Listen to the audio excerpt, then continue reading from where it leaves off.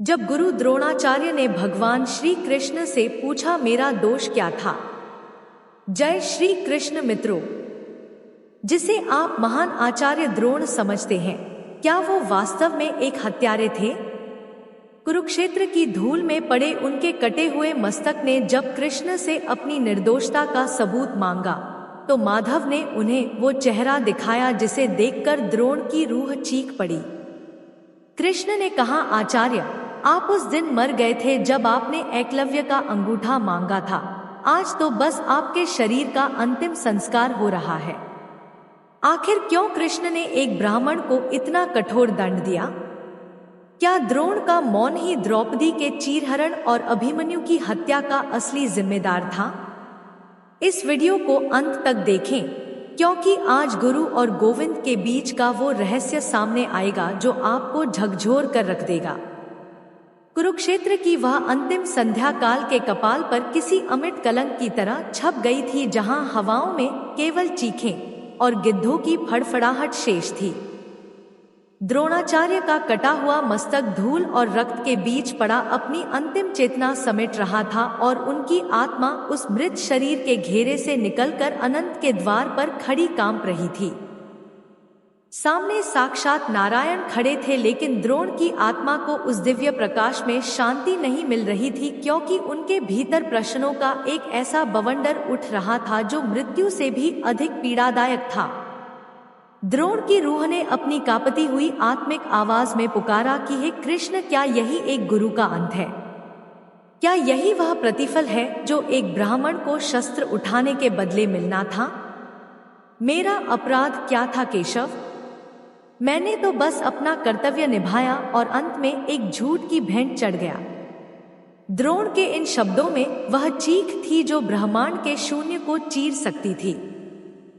श्री कृष्ण ने उनकी ओर देखा और उनकी आंखों में करुणा के स्थान पर एक वज्र जैसी कठोरता थी। कृष्ण बोले कि आचार्य, आप जिसे अपना कर्तव्य कह रहे हैं, वह वास्तव में आपकी उन कमजोरियों का पर्दा था जिसे आपने धर्म का नाम दे दिया था। आपने पूछा कि आपका दोष क्या था, तो सुनिए, आपका पहला दोष आपका वह मौन था जिसने अधर्म को फलने फूलने का अवसर दिया, और आपकी वह विद्वत्ता थी जो अन्याय को तर्क की चादर से ढकती रही। सन्नाटा इतना गहरा था कि द्रोण को अपनी ही आत्मा के टूटने की आवाज सुनाई दे रही थी। कृष्ण ने एक रहस्यमयी मुस्कान के साथ उनकी ओर कदम बढ़ाया और बोले कि क्या आपको सच में लगता है कि धृष्टद्युम्न की तलवार ने आपका गला काटा है, या फिर उस आधे सच ने आपकी जान ली जिसे युधिष्ठिर ने बोला था? द्रोण की रूह थरथरा उठी। कृष्ण के शब्दों में एक गहरा रहस्य छिपा था। कृष्ण ने आगे कहा कि आचार्य, आपकी मृत्यु उस क्षण नहीं हुई जब शस्त्र आपके हाथ से छूटे थे, बल्कि आपकी मृत्यु तो बहुत पहले ही हो चुकी थी। द्रोण ने विस्मित होकर पूछा कि यह आप क्या कह रहे हैं केशव?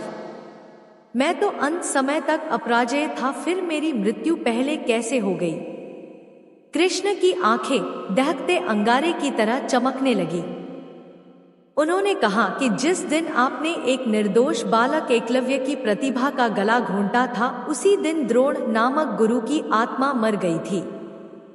आप जिसे जीवन समझ रहे थे, वह तो केवल एक चलते फिरते शव का अभिनय था जो अधर्म की बैसाखियों पर टिका था। हवा में एक अजीब सी गूंज पैदा हुई, जैसे हजारों घायल आत्माएं एक साथ कराह रही हों। कृष्ण ने द्रोण के चारों ओर एक मायावी चक्र रचा, जिसमें उन्हें वे सारे दृश्य दिखने लगे जो उन्होंने अपनी आंखों पर पट्टी बांधकर अनदेखे कर दिए थे। कृष्ण ने कहा कि क्या आप जानते हैं कि नियति ने आपको क्यों चुना इस विभत्स अंत के लिए? क्या आप जानते हैं कि वह कौन सी अदृश्य शक्ति थी जिसने अर्जुन के गांडीव से पहले ही आपकी शक्ति क्षीण कर दी थी? द्रोण की आत्मा उस रहस्य को जानने के लिए तड़प उठी। उन्हें महसूस हुआ कि उनके चारों ओर का अंधकार और घना होता जा रहा है। कृष्ण ने उनके कान के पास जाकर अत्यंत धीमे स्वर में कहा कि वह शक्ति थी उन स्त्रियों की हाय और उन शिष्यों का विश्वासघात जिनके साथ आपने राजनीति की थी। आप पूछ रहे हैं, आपका दोष क्या था? तो सुनिए, आपका दोष वह सत्य था जिसे आपने जानते हुए भी दफन कर दिया था, और वह झूठ जिसे आपने अपनी पहचान बना लिया था। द्रोण को अब वह रहस्य समझ आने लगा था जो उनकी मृत्यु के पीछे छिपा था। उनके सामने वह दृश्य सजीव हो उठा जहां द्रौपदी ने उनकी ओर सहायता की याचना भरी नजरों से देखा था और उन्होंने अपनी आंखें फेर ली थी। उस सभा के सन्नाटे में एक ऐसी आवाज गूंजी जो केवल द्रोण को सुनाई दी। कृष्ण ने कहा कि उस दिन जब आप चुप थे तब ब्रह्मांड के न्याय की पुस्तक में आपके वध की पटकथा लिखी जा चुकी थी। युधिष्ठिर का झूठ तो केवल एक निमित्त था, असल में तो आपको आपके मौन ने ही मार डाला था। द्रोण की आत्मा ने देखा कि उनके दिव्य अस्त्रों की चमक फीकी पड़ रही है और उनके पैरों के नीचे की जमीन खिसक रही है। यह तो केवल शुरुआत थी, क्योंकि अब कृष्ण उस सबसे बड़े रहस्य से पर्दा उठाने वाले थे जिसने द्रोण को एक महान आचार्य से एक अपराधी के कटघरे में लाकर खड़ा कर दिया था।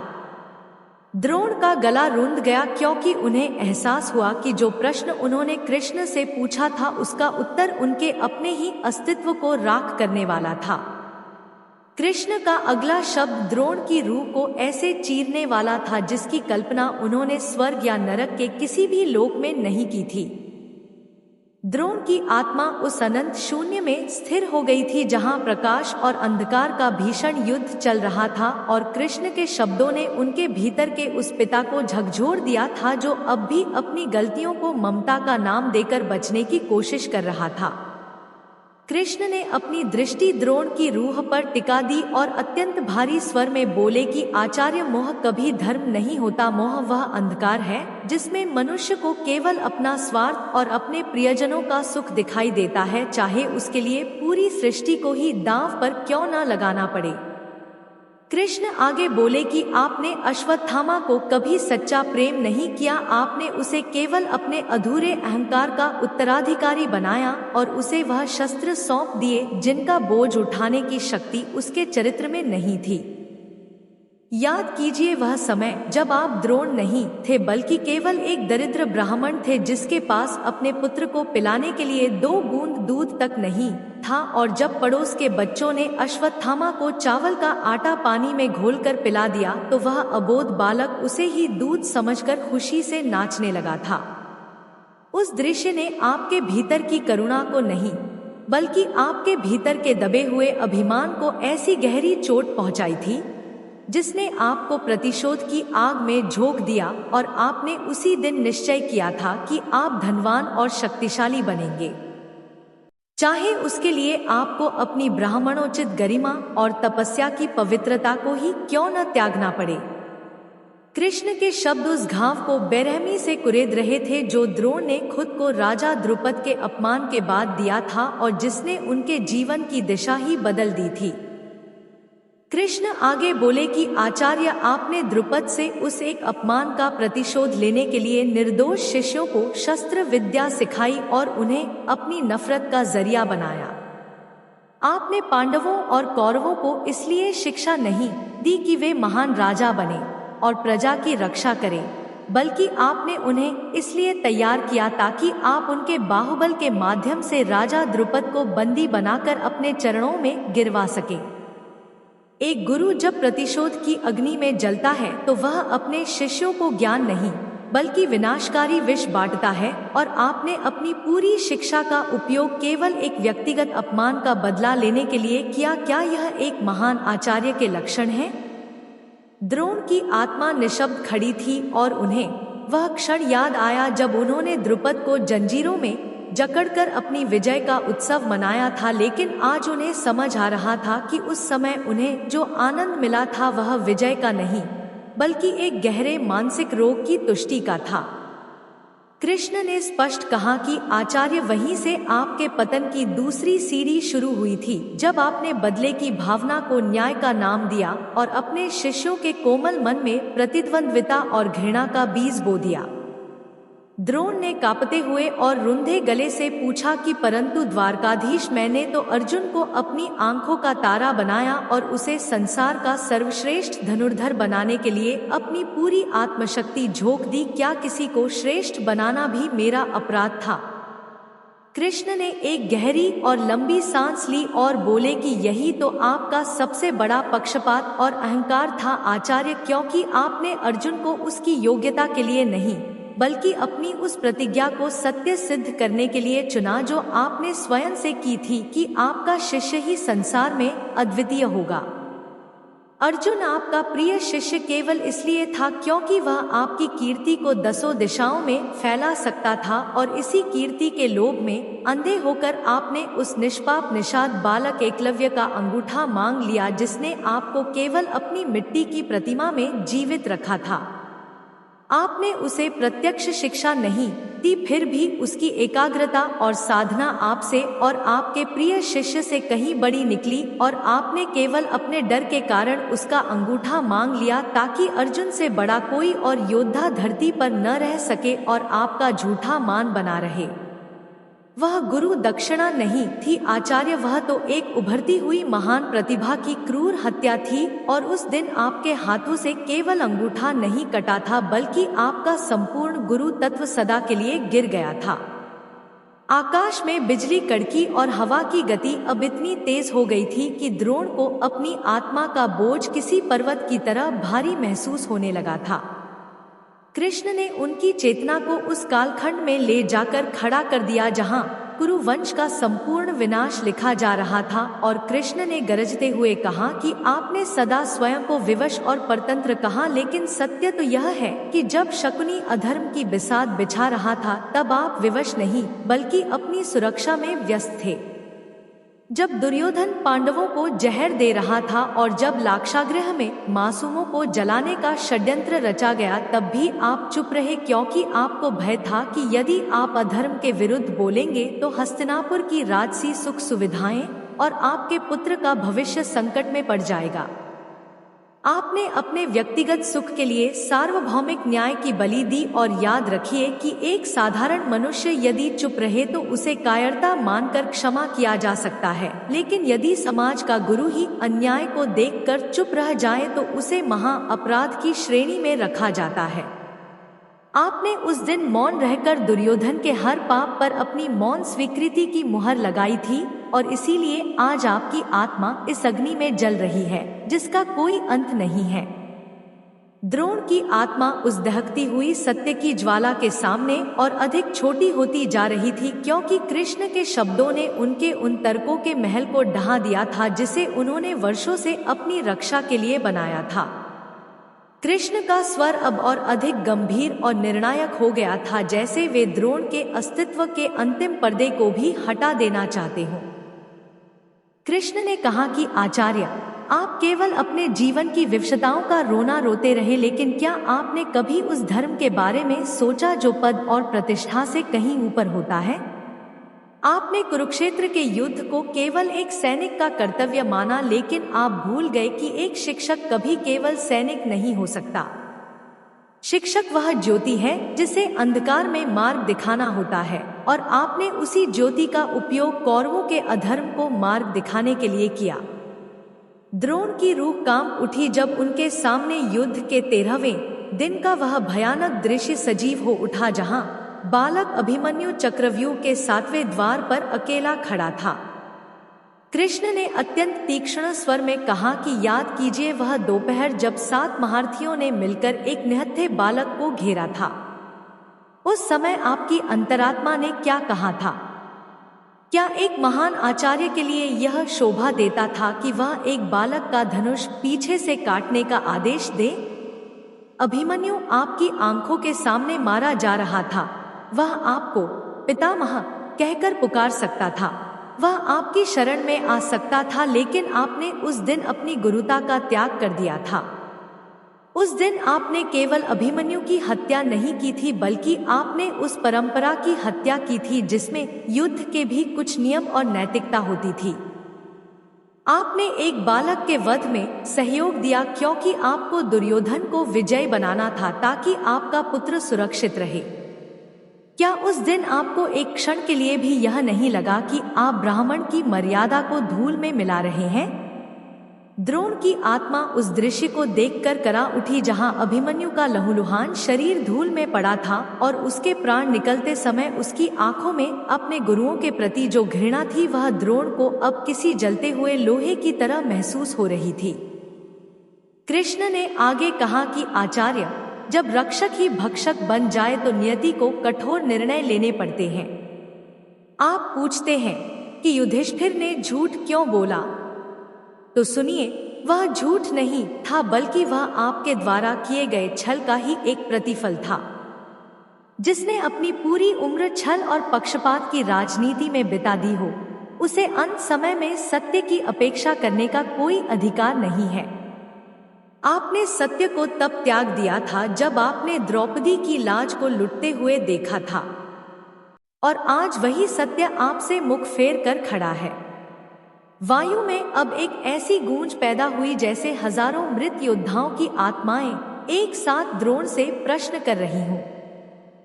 कृष्ण ने कहा कि आचार्य, आपने सदा स्वयं को अजेय माना क्योंकि आपके पास अस्त्रों का भंडार था, लेकिन आप यह भूल गए कि अस्त्रों से बड़ा चरित्र होता है।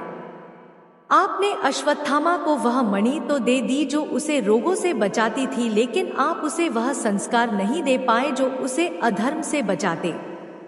आपका पुत्र आज जो विनाशक बन गया है उसका उत्तरदायी कौन है? आपने उसे केवल जीतना सिखाया, उसे धर्म के लिए हारना नहीं सिखाया। एक पिता के रूप में आपकी असफलता ने ही एक योद्धा के रूप में आपके पतन का मार्ग प्रशस्त किया। द्रोण की रूह अब पूरी तरह बिखरने लगी थी क्योंकि उन्हें एहसास हो गया था कि कुरुक्षेत्र की उस मिट्टी में जो रक्त बहा था उसमें उनके अपने ही मौन और स्वार्थ की गंध घुली हुई थी। कृष्ण के शब्द अब अंतिम न्याय की ओर बढ़ रहे थे, जहां द्रोण के पास अब न कोई तर्क बचा था और न ही कोई विवशता। द्रोण की आत्मा उस अगाध अंधकार में डूबने लगी थी जहां कृष्ण की वाणी किसी प्रलयंकारी शंखनाद की तरह गूंज रही थी और उनके अस्तित्व का हर कोना उस सत्य से थरथरा रहा था जिसे उन्होंने जीवन भर अनदेखा किया था। कृष्ण ने द्रोण की चेतना को उस अंतिम और सबसे विभत्स सत्य की ओर मोड़ा जो उनके संपूर्ण जीवन की तपस्या पर प्रश्न चिन्ह लगा रहा था। कृष्ण ने कहा कि आचार्य, आपने सदा स्वयं को द्रोण समझा एक ऐसा पात्र जो कभी खाली नहीं होता, लेकिन सत्य तो यह है कि आपका पात्र केवल अहंकार और असुरक्षा से भरा हुआ था। आपने विद्या को समाज के उत्थान का साधन नहीं बल्कि अपनी श्रेष्ठता सिद्ध करने का अस्त्र बना लिया था। क्या आपको याद है वह क्षण जब आपने युधिष्ठिर को यह आदेश दिया था कि वह सत्य बोले, लेकिन स्वयं आपने उसी सत्य का गला घोंट दिया जब वह आपकी सत्ता और सुख के विरुद्ध खड़ा हुआ? द्रोण की रूह ने अपनी अंतिम शक्ति समेटकर पूछा कि केशव, क्या मेरा पूरा जीवन केवल एक भूल थी? क्या मेरी वह वर्षों की कठोर साधना, वह ब्रह्मचर्य और वह शस्त्र ज्ञान सब निरर्थक था?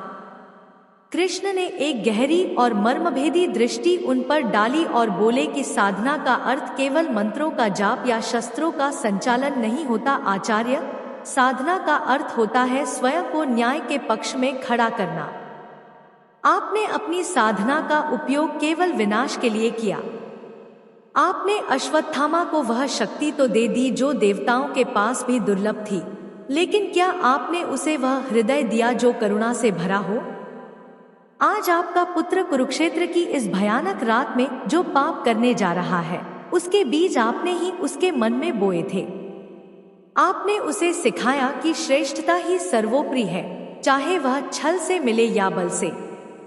आज आपकी आंखों के सामने जो यह रक्त की नदियां बह रही हैं, इनमें आपके उस पुत्र मोह का अंश है जिसने आपको अंधा कर दिया था। सन्नाटा इतना गहरा हो गया कि द्रोण को उन अजन्मे शिशुओं की रुलाई सुनाई देने लगी जिनके भविष्य को अश्वत्थामा के अस्त्र नष्ट करने वाले थे। कृष्ण ने अत्यंत कठोर स्वर में कहा कि द्रोण, एक गुरु का उत्तरदायित्व केवल जीवित शिष्यों तक नहीं होता, बल्कि आने वाली पीढ़ियों तक होता है। आपने आने वाली पीढ़ियों को यह संदेश दिया कि यदि आपके पास शक्ति है तो आप किसी का भी अधिकार छीन सकते हैं।